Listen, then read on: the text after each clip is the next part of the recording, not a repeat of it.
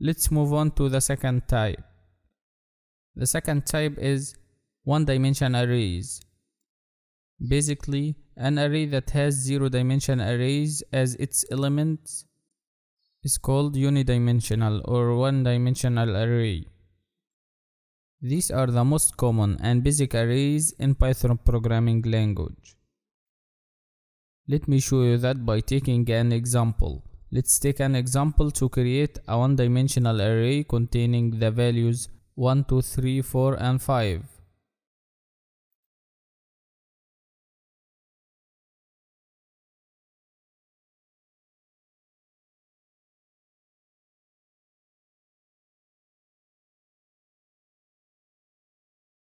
This is a simple example for the unidimensional array. We have an array called newer and it has 5 items of integer data type.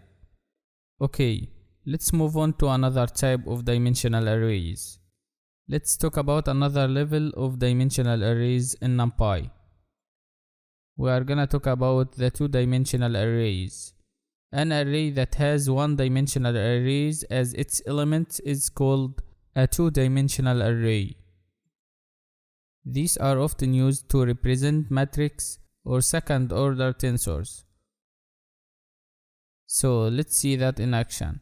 Let's create a 2D array or a two-dimensional array containing two arrays with the values 1, 2, 3, and 4, 5, 6.